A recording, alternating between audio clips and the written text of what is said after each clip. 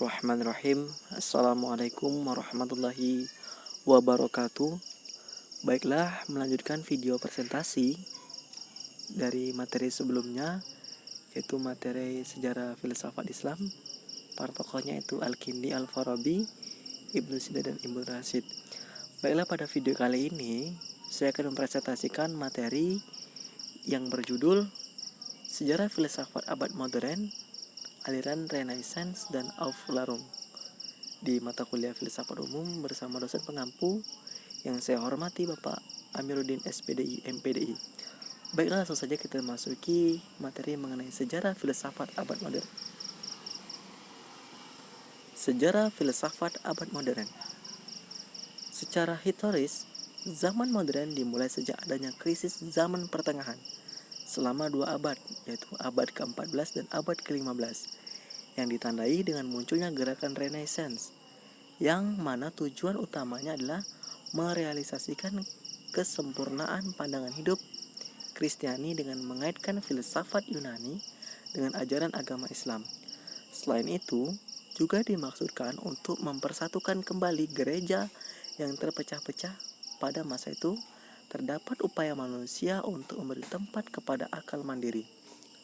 Menurut zaman filsafat modern ini, pengetahuan tidak berasal dari kitab suci ataupun ajaran agama, tidak juga dari penguasa, tetapi dari manusia itu sendiri. Renaissance berarti kelahiran kembali yang mengacu pada gerakan keagamaan dan kemasyarakatan yang dimulai mula-mulanya di Italia pada pertengahan abad ke-14. Periode-periode filsafat modern. Dalam periode-periode filsafat modern, ada aliran Renaissance. Apa itu aliran Renaissance? Berasal dari bahasa Latin, yaitu kata re berarti kembali dan naitre berarti lahir. Renaissance merupakan sebuah gerakan yang mengubah pola pikir masyarakat Eropa yang sebelumnya tertutup menjadi terbuka dan bebas. Renaissance ini terjadi sekitar abad ke-14 sampai dengan abad ke-17. Pada aliran Renaissance inilah yang menjadi awal dari masa modern. Timbulnya ilmu pengetahuan yang modern berdasarkan metode eksperimental dan matematis. Apa itu eksperimental? Yaitu suatu metode yang berarti menguji coba kebenarannya. Yang juga bersifat matematis, yaitu sangat pasti dan tepat. Yang mana segala sesuatunya, khususnya dalam bidang ilmu pengetahuan, mengutamakan logika dan empirisme. Landasan intelektual dari Renaissance adalah paham humanismenya, yang digali dari konsep humanitis Romawi dan ajaran filsafat Yunani klasik yang kembali diminati orang. Misalnya ajaran filsafat Protagoras, bahwa manusia adalah tolak ukur dari segala sesuatu. Dalam dunia politik, budaya Renaissance berkontribusi dalam pengembangan konvensi diplomasi. Sedangkan dalam ranah ilmu pengetahuan, gerakan Renaissance membantu meningkatkan ketergantungan atau kebutuhan atas hasil pengamatan atau observasi. Beberapa tokoh yang menjadi perintis yang membuka jalan baru menuju perkembangan ilmiah modern yaitu Leonardo da Vinci, Nicolaus Copernicus, Johannes Kepler, Galileo Galilei, Francis Bacon, René Descartes. Kemudian aliran kedua itu aliran Aufklärung. Aufklärung berasal dari bahasa Jerman yang berarti pencerahan.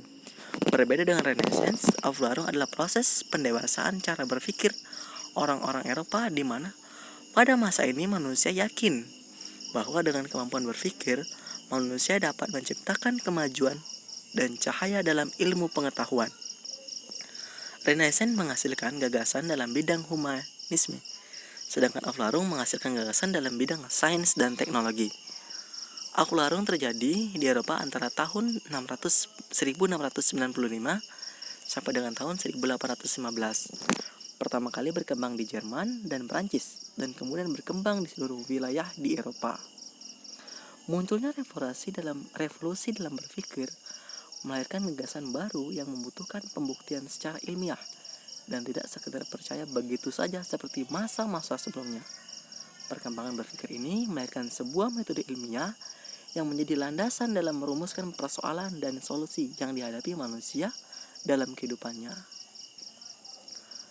Dalam aliran Aflarung ini membuka cakrawala berpikir manusia bahwa setiap peristiwa yang terjadi di atas permukaan bumi itu ada sebab dan akibatnya.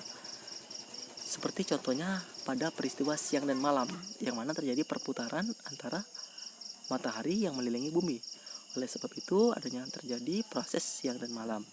Aufklärung bertujuan melihatkan cara yang empiris serta ilmiah dan tidak hanya berdasarkan kepada kepercayaan dan tradisi semata. Pengaruh positif aliran Aufklärung dalam kehidupan ialah berkembangnya ilmu pengetahuan berdasarkan cara berpikir ilmiah, kemudian munculnya penemuan-penemuan teknologi yang memudahkan kehidupan manusia pada masa itu, dan munculnya paham liberalisme dan nasionalisme. Tetapi Aufklärung ini juga memiliki dampak negatifnya.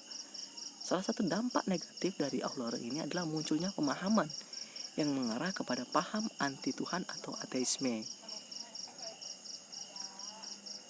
Kita selanjutnya memasuki tokoh aliran Renaissance dan Aufklärung. Sebenarnya banyak sekali tokoh-tokoh dari aliran Renaissance dan Aufklärung. Di sini saya hanya mengambil 3 tokoh yang mewakilkan dari tokoh-tokoh dari aliran Renaissance dan Aufklärung.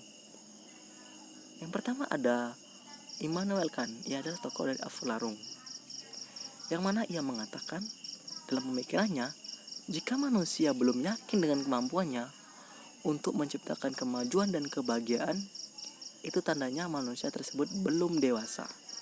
Oleh karena itu, Immanuel Kant mengatakan sapar audel, yang artinya beranilah berpikir.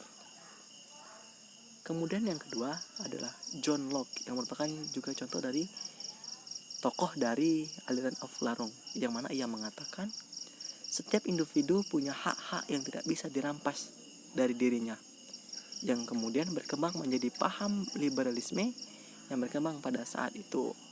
Kemudian yang terakhir adalah Leonardo da Vinci, yang merupakan tokoh dari aliran Renaissance.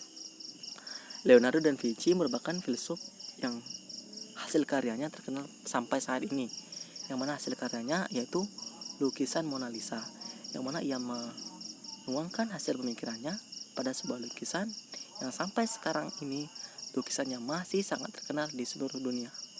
Ia mengatakan, aku percaya manusia akan terbang, dan aku dasarkan asumsiku ini pada fakta bahwa Tuhan memberi kita pikiran yang mampu mengimajinasikannya. Segala yang bisa diimpikan akan dapat diwujudkan suatu waktu. Siapapun yang mengatakan sebaliknya berarti orang itu bodoh. Hampir semua ilmu pengetahuan dan tidak ada sesuatu yang tidak bisa dilakukan dalam pemikiran Leonardo da Vinci ini, yang merupakan tokoh yang sangat cerdas pada masa itu.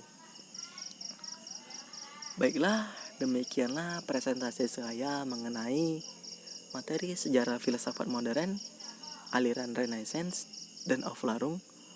Mohon maaf jika ada kesalahan dalam menjelaskan materi. Mohon maaf yang sebesar-besarnya. Saya akhiri. Wallahu muwaffiq ila aqwamit thoriq. Wassalamualaikum warahmatullahi wabarakatuh.